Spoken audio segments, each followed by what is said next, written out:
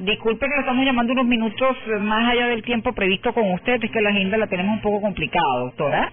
No, feliz de estar contigo y con todos tus radioyentes. Doctor, es para hablar un poco sobre la incorporación de Venezuela al Consejo de Derechos Humanos de la ONU. ¿Qué significa esto? Bueno, en primer lugar, lo que ha llamado muchísimo la atención es la contradicción que el gobierno bolivariano ha tomado con esta decisión. Recordamos hace un par de meses cuando no solamente denunció la Convención Interamericana de Derechos Humanos, nos retiramos de la Comisión Interamericana, ya no venimos cumpliendo la sentencia de la Corte Interamericana de Derechos Humanos, es decir, hay toda una embestida en contra del sistema interamericano de derechos humanos. Pero paralelamente ha presentado su candidatura al Consejo de Derechos Humanos de las Naciones Unidas, cuando Venezuela salió del sistema interamericano de derechos humanos, la responsable de esa comisión, que es la alta comisionado de la ONU para los derechos humanos, estableció una crítica muy marcada, porque la Declaración Universal de los Derechos Humanos y los mecanismos de protección se basan en las regiones.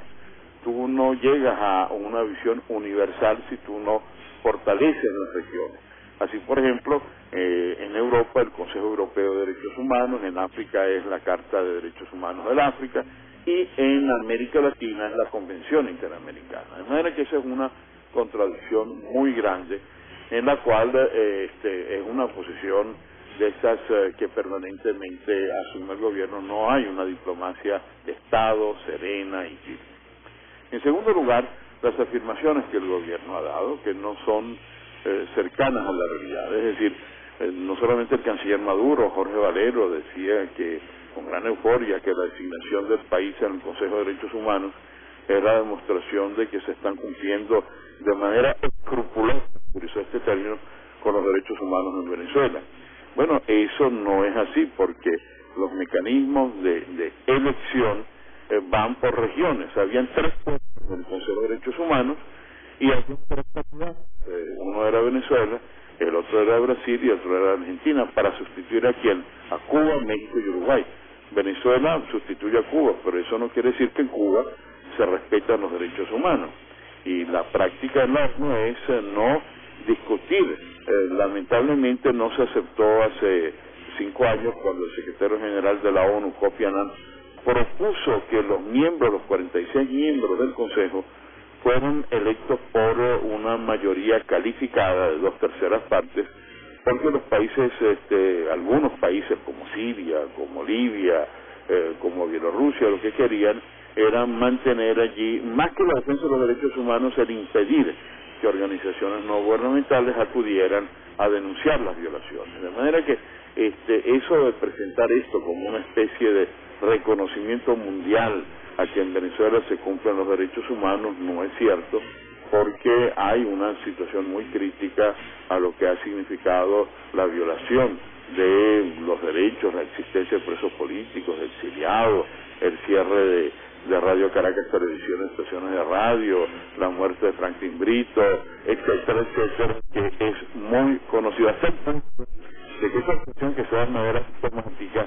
En el caso de Venezuela hay 30 veces menos que Brasil, lo que significa que hay 30 países que vieron con gran preocupación en que Venezuela entrara. Es verdad que eso es una de las fallas de ese consejo que Kofi Annan quiso remediar, porque Venezuela es países violadores de derechos humanos. El caso de en estas elecciones entró Kazajistán, que es conocido por su violación de derechos humanos. El caso de Pakistán, por no mencionar sino 2 que son claramente violadores de derechos humanos. Bueno, y en definitiva, doctor, ¿qué? Porque estamos hablando de la Comisión de Derechos Humanos de la Organización de las Naciones Unidas. Sí, era una antigua comisión, hoy cambió el nombre, Consejo. Doctor, Consejo. Porque es una antigua comisión, y este es un consejo que integran 46 países por región, y se da en un contexto en el cual, eso hay que reconocer, la diplomacia bolivariana actuó no como cuando... No hay una serie de requisitos, y en ese caso no se pensaron pregunto, pues, tomando en cuenta lo que usted acaba de recordar, salida o la solicitud o la intención que tiene el presidente Chávez de sacar a Venezuela, nuestro país, de la Corte y la Comisión Interamericana de Derechos Humanos. Esto no pesa a la hora de que Venezuela quiere ingresar a una comisión o a un consejo de este tipo. Eso no lo toman en cuenta. En fin, pregunto. Bueno, mira, lamentablemente esa es una de las partes que tiene el Consejo de Naciones Unidas, por lo cual se quiso cambiar la antigua comisión, porque se criticaba que cuando uno veía la comisión, siempre eran gobiernos totalitarios, gobiernos militares, gobiernos en partido único. Entonces tú tenías ahí, qué sé yo, a Libia, a Cuba, a Siria, a Irán, en esa antigua comisión. Se quiso reformar y no se aceptó, porque bueno, son 193 países y allí la Asamblea General es como un gran parlamento. Mantuvieron un cambio, no lo llaman ahora comisión sino consejo, pero es un cambio de la totalidad, que todo seguía igual. Eso no quiere decir que la acción de los derechos humanos que se ha ido perfeccionando en el mundo es un tema fundamental y hay que resaltar las contradicciones. Si Venezuela no es miembro de este consejo es por votos, hay una votación automática. Se presentaron 3 candidatos para 3 puestos y ninguna región puede decir, bueno, a mí no me gusta Venezuela, sino que si hay 3 candidatos en América Latina, la práctica es lo que se llama el endoso de los votos, es lo que se llama el respeto a las decisiones de las regiones, vota por esos 3 países. En el caso de África, por ejemplo, se presentaron todos los partidos y bueno, si hay 3 candidatos para 3 puestos, no puedo votar por secreto, pero no puedo poner una cuarta candidatura, vamos a votar por Egipto, vamos a votar por África del Sur, pero que tiene que votar por los 3 candidatos que la región africana presenta. ¿Eso es una debilidad? Sí, pero es una práctica que hay que resaltar. ¿Dónde se define la exigencia de los derechos humanos? En el examen periódico universal. Y en ese examen periódico universal que se hizo en Ginebra hace un año, bueno, Venezuela no respondió a la serie de denuncias de las ONGs en materia de libertades, en materia de democracia, en materia de sindicatos, y quedó muy mal, a pesar de que se mandó una delegación de más de 40 personas. Allí se hace un examen y bueno, lamentablemente no es que hay muchas personas del sistema, y yo creo que en los países como Cuba, como Venezuela, como Pakistán, como Tayikistán, muestran que este es un reto del siglo XXI en el cual hay que nombrar a los países. Ahora, lo que sí quisiera destacar es lo siguiente: si Venezuela quiere ser miembro de este club calificado de países que protegen los derechos humanos, bueno, primero que tendría que hacer es volver a aceptar las reglas de juego de la Convención Interamericana de Derechos Humanos, que es el acuerdo internacional que además está implícito en la Constitución bolivariana. Sí.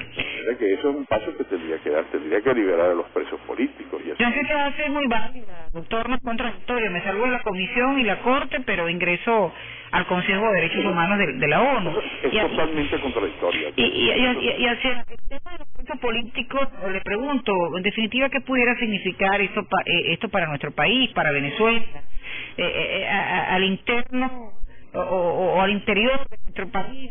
El tema de los presos políticos, de los exiliados políticos, ¿pudiera representar esto, significar esto un respiro, una reconsideración por parte del gobierno nacional, del gobierno venezolano? Yo sí creo, sí, el canciller Maduro y hoy vicepresidente y el embajador en Naciones Unidas, Jorge Valero, afirman que Venezuela demuestra que cumple todas las medidas en la protección y promoción de los derechos humanos. Bueno, tienen que ser consecuentes con esa proclamación. Y uno de los pasos es solucionar algunas de las graves denuncias, permitir que la jueza Fiuni no siga presa, permitir que haya una visión en donde se cumplan la serie de sentencias que la Corte Interamericana de Derechos Humanos, agrádelo o no al gobierno, ha emitido, para que efectivamente demuestre que quiere cumplir los alcances que establecen no solamente la Declaración Interamericana. La Declaración Interamericana recoge los mismos principios de la Declaración Universal de Derechos Humanos, que es la que rige la ONU. Ojalá que así sea, ojalá que esta contradicción se revierta pues en beneficio de los presos políticos que hay en nuestro país y los exiliados, ¿no? Esa cantidad de venezolanos que se encuentran fuera de Venezuela y que quieren retornar, que quieren regresar a su país de origen. El régimen de lo que señala la Declaración Universal de los Derechos Humanos, en las libertades individuales, en la libertad de expresión, en la libertad de prensa, en la libertad de organizarse en sindicatos, en las posibilidades de permitir que haya una visión de diálogo, de consolidación, de respeto a los derechos humanos, bueno, pues ya que no solamente es una obligación constitucional, sino ahora como miembro de ese Consejo de Derechos Humanos de las Naciones Unidas. Bien, muchísimas gracias, doctor. Un gusto hablar con usted. Muchas felicidades. Un abrazo. Gracias, doctor. El doctor Villar, nacionalista, ex embajador de Venezuela, de este país ante la Organización de las Naciones Unidas.